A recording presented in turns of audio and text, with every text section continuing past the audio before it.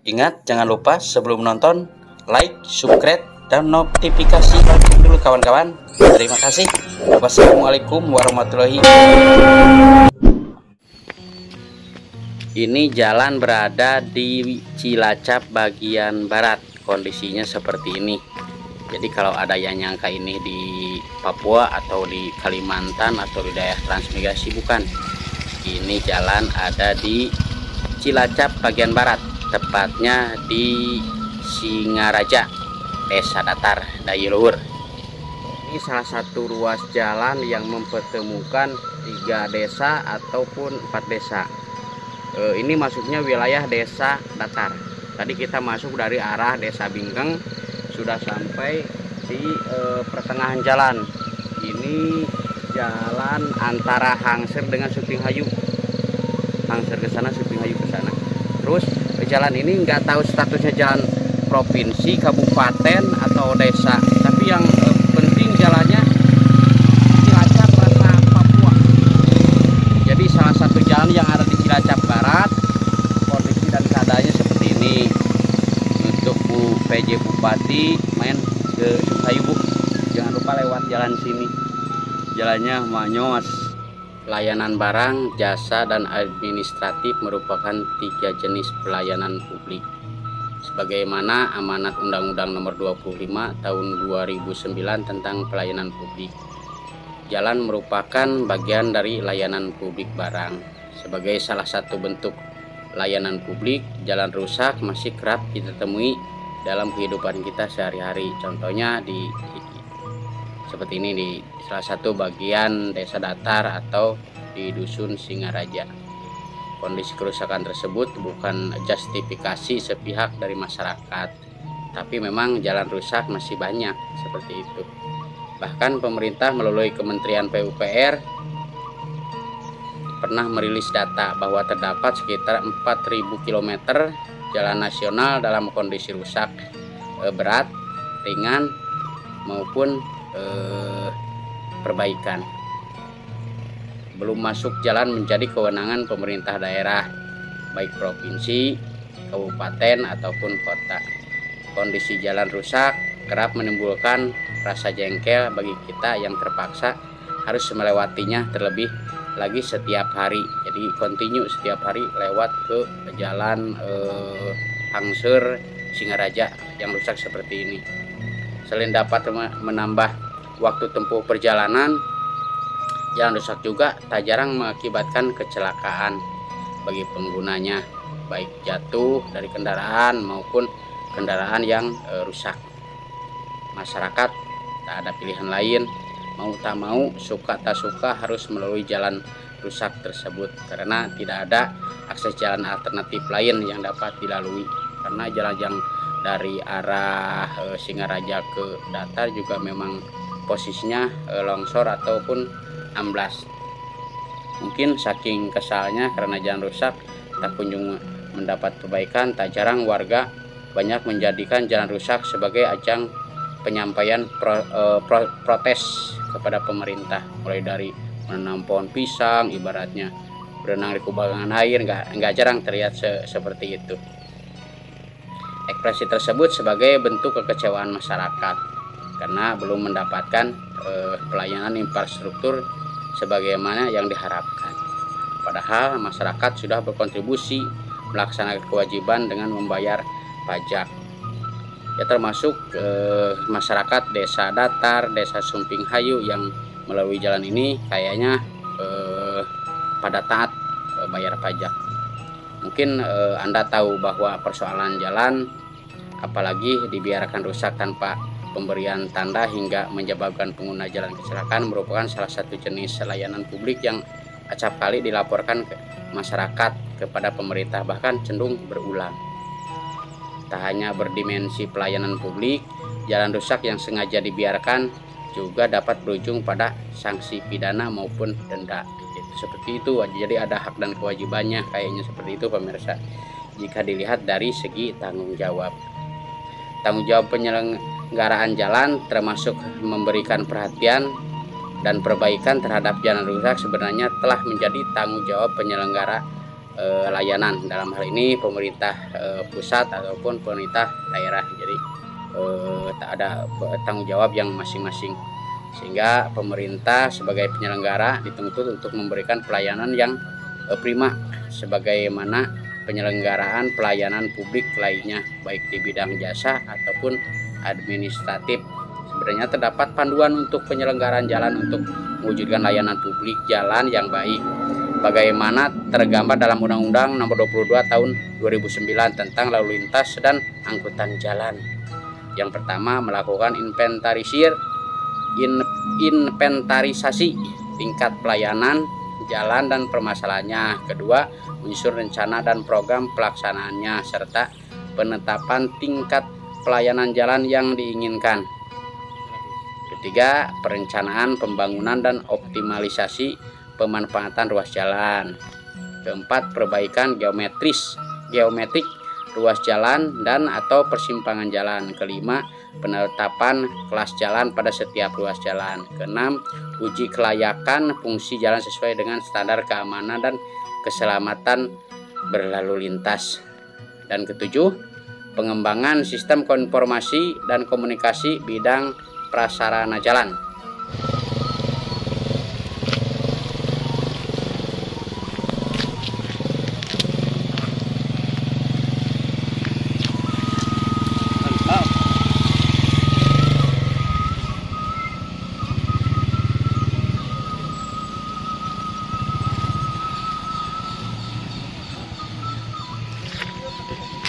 Bantuan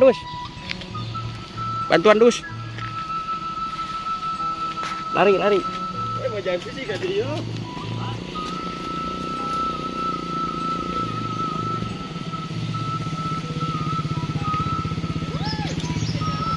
Sok Neng, hati-hati Neng.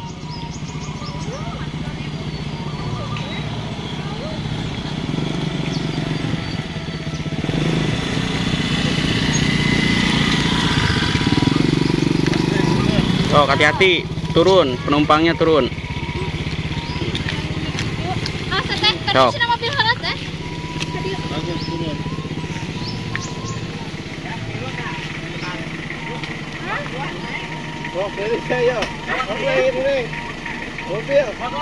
Sok naik Neng, sok.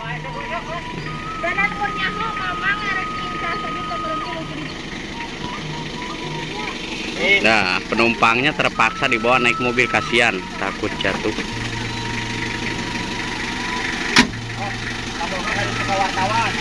Sok, lanjut.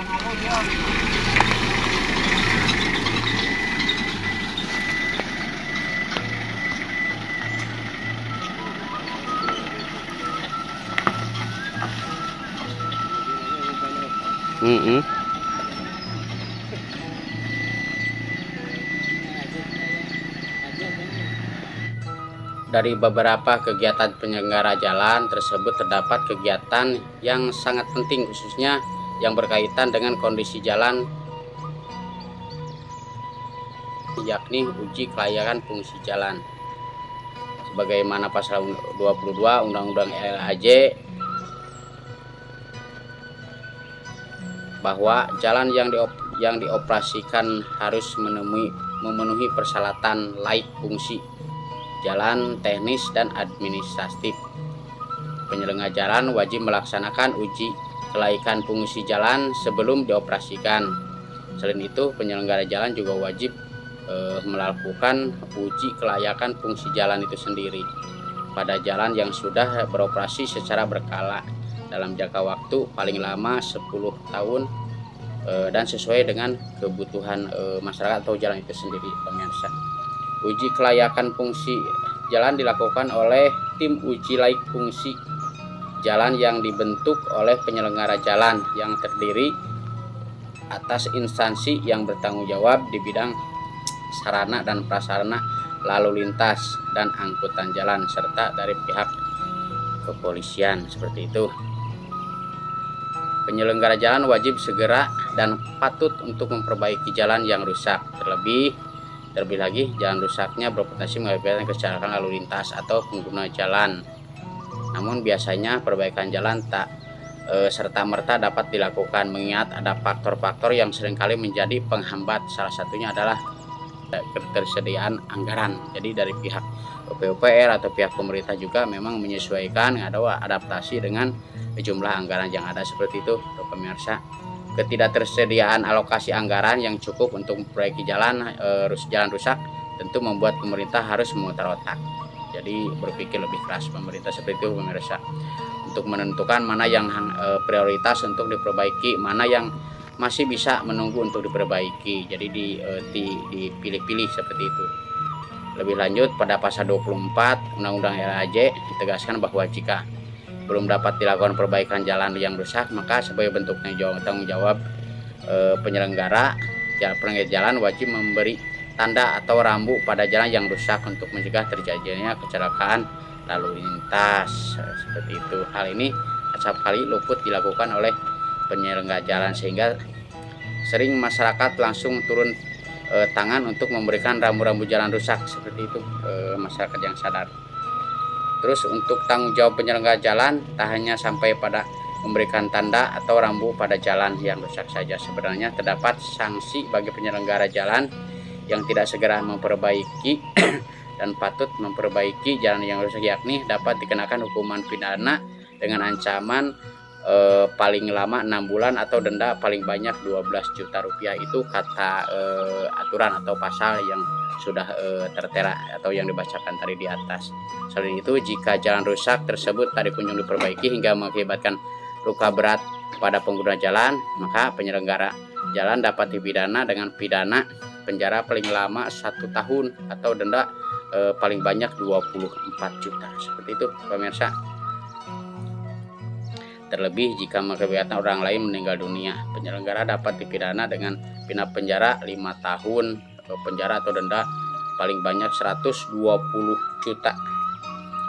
Tak hanya jalan rusak yang menimbulkan korban luka atau kematian saja, bahkan jika penyelenggara jalan yang tak kunjung memberi tanda atau rambu-rambu jalan yang rusak dan belum memperbaiki, maka dapat dipidana dengan pidana penjara paling lama 6 bulan atau denda paling banyak 1.500.000 sebagaimana tentuan pasal 273 Undang-Undang Lalu Lintas Jalan. Tentu belum semua orang tahu bahwa ada kewajiban tersebut bagi penyelenggara jalan. Namun tentu saja pengguna jalan dapat langsung memvonis secara langsung penyelenggaraan jalan. Ada cara yang perlu dilakukan pengguna jalan agar tak terus-menerus mendapati jalannya yang rusak, seperti itu pemirsa. Pengguna jalan dapat menyampaikan kondisi dan lokasi jalan yang rusak pada instansi terkait seperti PUPR atau pemerintah atau ke siapa saja yang kompeten di bidang itu, baik itu pada level kementerian ataupun dinas terkait seperti Dinas Pekerjaan Umum jika cakupannya di daerah atau seperti di Kabupaten Cilacap contohnya lah. Karena berdasarkan penjabaran kewenangan di atas, perbaikan jalan rusak menjadi kewenangan instansi sebagai penyelenggara pelayanan publik. Lantas sebagaimana jika pengguna jalan sudah menyampaikan informasi terus kerusakan jalan namun tidak mendapati respon, gampang pemirsa. Mungkin saya menganjurkan kepada pengguna jalan untuk menggunakan saluran yang telah disediakan negara untuk menampung dan menindaklanjuti keluhannya terhadap pelayanan publik jalan, seperti ombudsman sebagai salah satu lembaga pengawas pelayanan publik. Hal ini dilakukan agar untuk bentuk kekecewaan terhadap pelayanan infrastruktur atau jalan khususnya disampaikan secara tepat sasaran dan dapat ditindaklanjuti secara transparan dan sesuai pada kewenangannya. Jadi istilahnya jangan sampai menyampaikan tapi bukan kepada pihak kompeten di bidang itu. Seperti jalan ya otomatis kita menyampaikannya ke pihak PUPR. Kalau ibaratnya ada yang di Kabupaten Cilacap berarti PUPR Cilacap. Terus status jalan juga mempengaruhi.